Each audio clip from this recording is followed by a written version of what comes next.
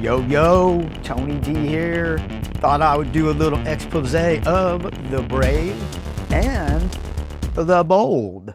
So I'm going to get into this. I really felt like this was an underrated anthology book when it came out in I think it was 2023. The stories in here are good, man. It's a mature read for fans of dark, psychological storytelling, in an anthology style narrative. There were so many good things in here. And I'll give you an example of one where you're really getting into deep character studies, gritty re-imaging of classic villains. And it's just a rotating cast of DC heroes. But I mean, I guess if they're not making money, that's why things get canceled. And I totally didn't understand why this just went away. Because, look at the artwork. It's great. So this story, the winning card, if anything, this is a story to buy it for. That's my viewpoint. Look at the artwork. It's it's there, man. It's thematic. It's like, check out our guy. Like, just things like that are really cool. But, I'm not going to go too deep into this story, but man, it's an intense story with, Batman and the Joker. It's very chilling. It's very psychological.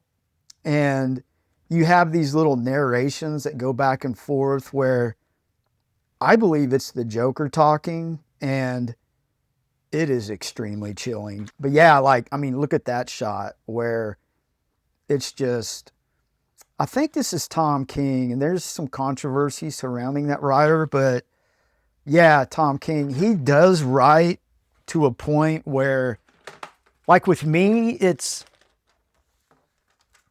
hard to describe. It can be disturbing in a way, but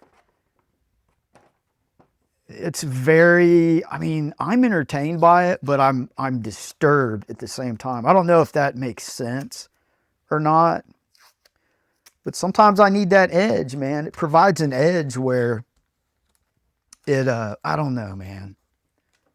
Hard to describe, put in words, but that story alone is worth the price of admission. Even if you can get a hold of a trade, I would recommend it.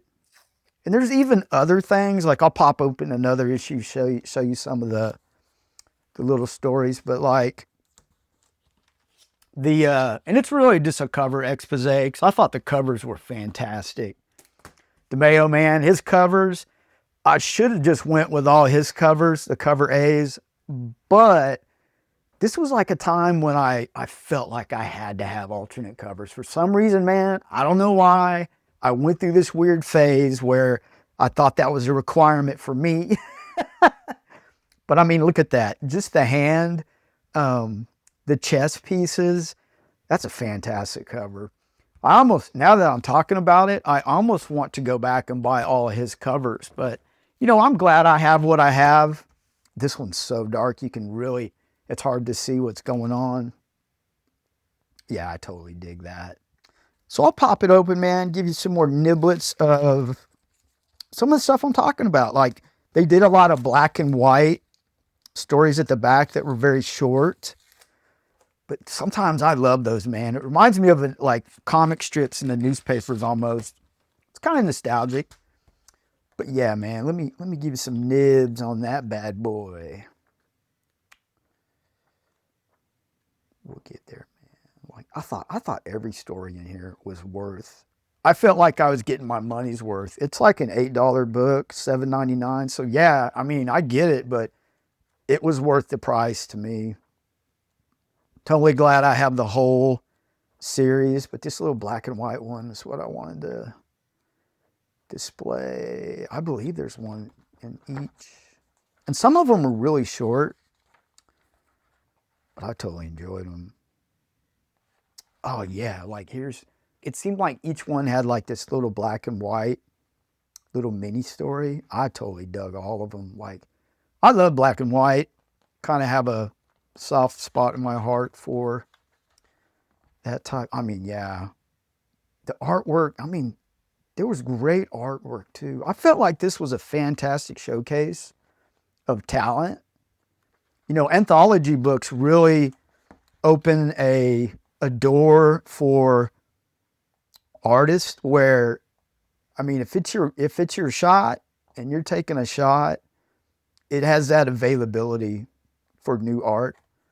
And I'm not saying everything in here is new art, but for me, some of it was new, first time seeing it. But yeah, just, it's fantastic, man. I'll pop open another one midway through, but you know, like I said, this is really like a cover expose. Give you some, just give you a little background. Maybe it's something you want to, you know, go back and, you know, check out. That's the whole thing about sharing your comics, is maybe someone, you know, wants to get into something. I was talking to my buddy, Christian from Austria. We were talking about that. Like, think about this.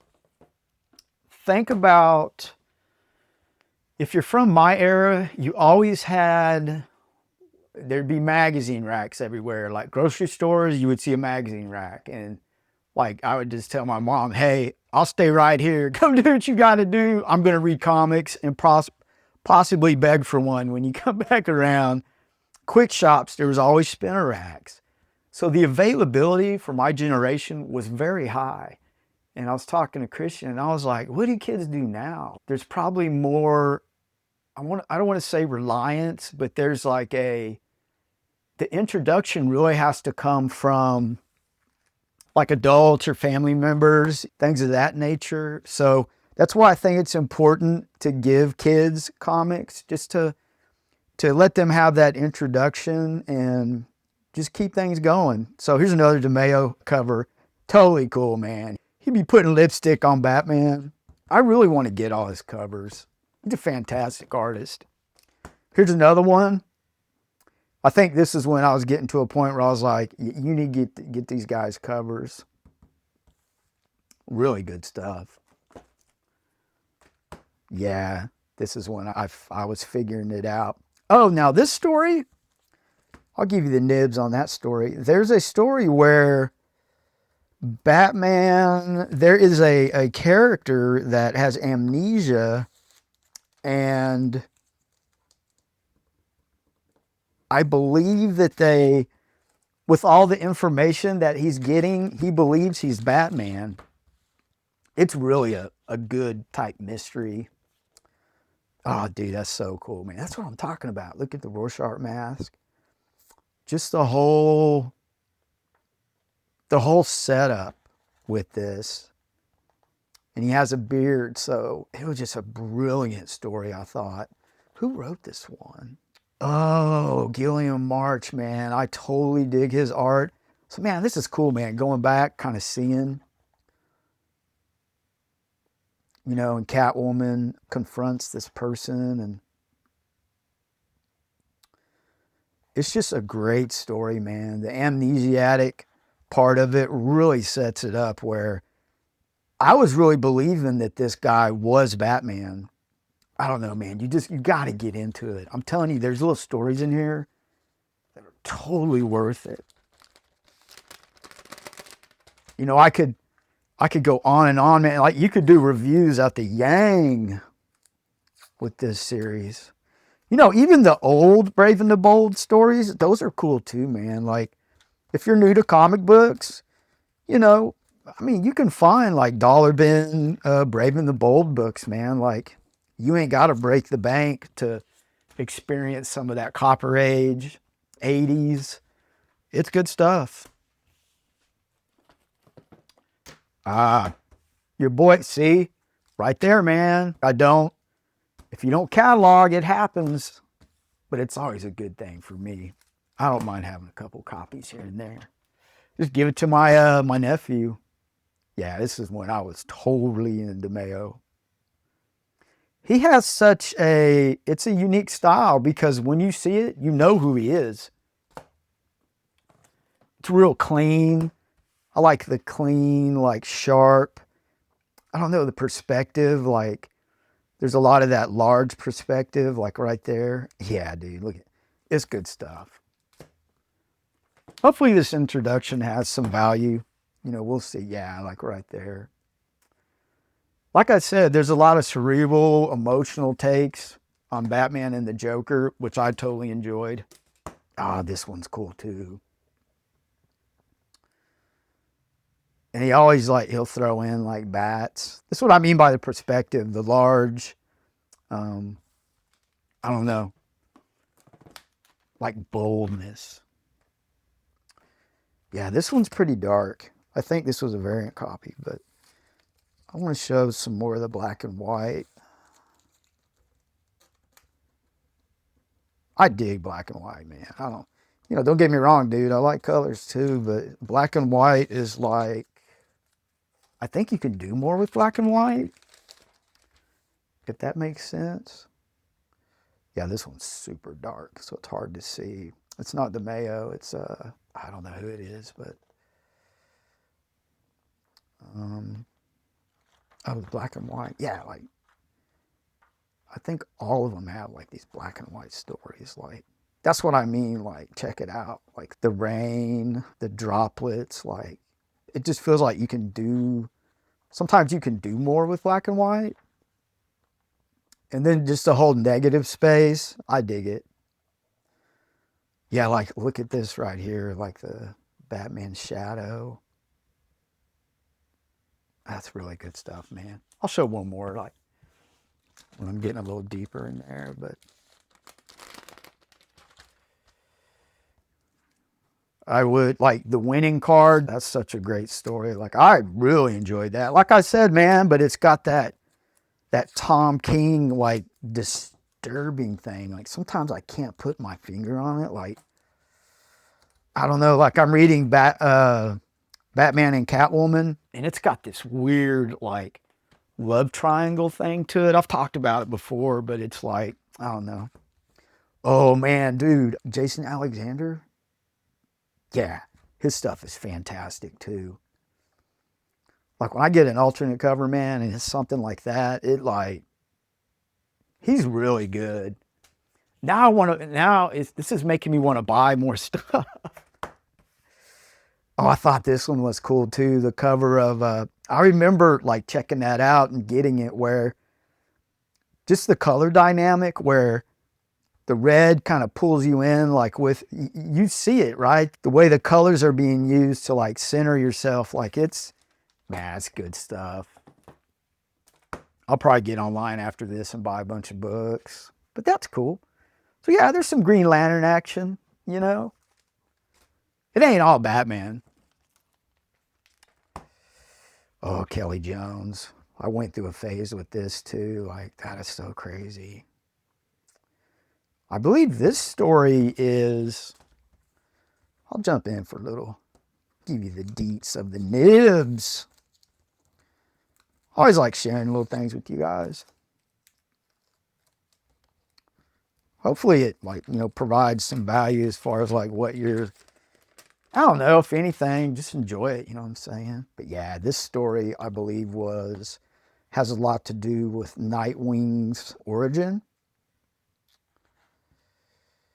Tom Seeley, he's a good writer too. I'll have to reread, you know what I'm saying? Like, that's a thing too. I'll probably reread this stuff. Yeah, it's so crazy. Like Kelly Jones does that whole, he can take things from a cartoonish type look to just dramatic and horror. Like, he's a good horror type artist. Love the coloring here. But yeah, this story was interesting too, where he's got to use Deadman to kind of figure some stuff out. I'll get to the black and whites. I don't think this one has it. Yeah, I stand corrected, man. They all don't have that black and white action, but that's cool, man. Yeah, why did this go away, man? Why, like, just trying to figure out why this went away. Like, I want to believe it's more than a money thing, if that makes sense, man. Like, but probably is money, dude. You know what I'm saying? It just breaks my heart when, I don't know. we'll keep going, man. I don't want to get sad. I want to stay positive. But, you know, here's a positive thing. I have this in my collection. I can reread it, enjoy it, and I don't have to worry about what's popular, what's kicking, you know. I love what I like, and I like what I love, you know, and I just try to live by that too. Let's see. I'm almost done here, man. Let's see if these have a little black and white action. I think the black and white was just something in the beginning, maybe. This is issue 18. DeMeo killing it. Oh, dude. Christian Ward. This is a great story. Doubt.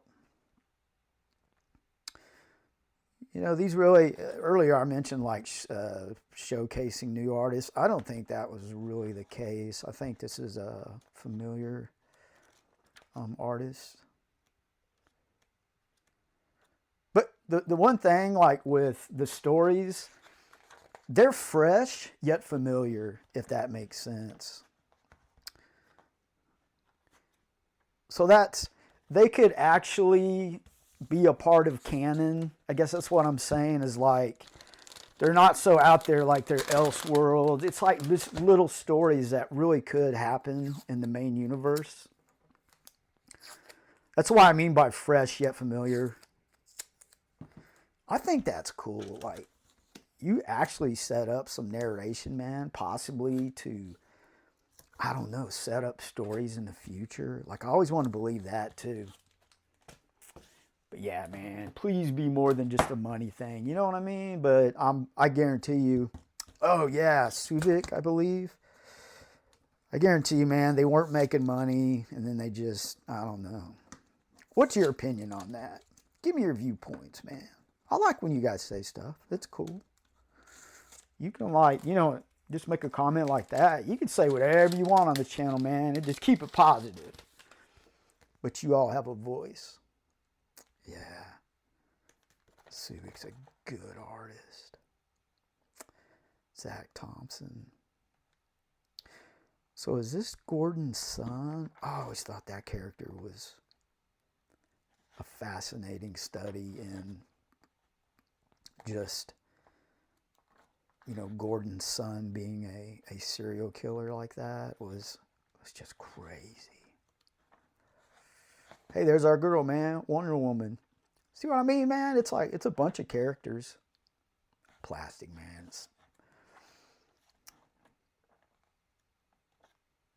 I don't know, man. It just seems like a tragedy to just, you know, just not do it. So I wonder, here's the thing I wonder, was it planned? Like, was it, okay, we're just going to do this for 24 issues and stop? But I don't think that's how it works, man. I think if you're making money, they're going to keep going. But here's the thing. I get it. It's something that I really like and feel strongly about, which doesn't mean it was making money. You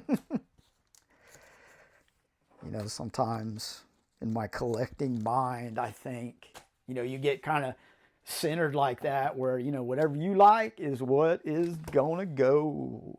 So this stopped at, yeah, issue 20. I'm going to double check that because I want the whole run.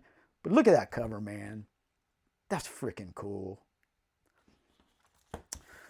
And you know what? I just found this in the pile. This is interesting. This is, you know, an older Brave and the Bold. Like, this series, man, has been around. I believe this one's a key issue. I think there's something about it that makes it a key. It's not like a huge key, but like I always keep saying, man, like, you need, like, if you're getting into the hobby, man, you need to experience the paper, the rawness, the grittiness. If you're getting into Batman, oh, dude, get you some Jim Aparo. He's my favorite Batman artist. Even over Frank Miller. And that's a bold statement. No pun intended. But yeah, man, that's, you know, You can get, there's plenty of dollar books that are the Brave and the Bold.